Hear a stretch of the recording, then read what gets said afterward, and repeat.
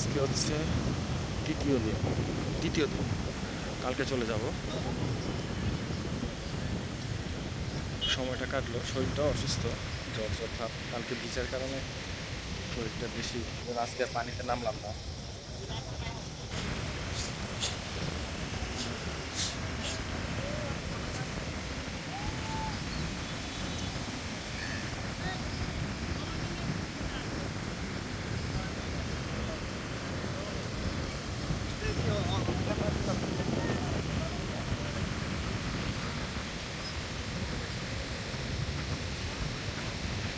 সূর্যাস্ত আজকে দেখে আসছি সকাল, সূর্য এখন এখানে। এটা ওই যে তিন নদীর মোহনায় ওখানে যে এটা ডাউন হবে, আগে দেখতে পারি না আজকে।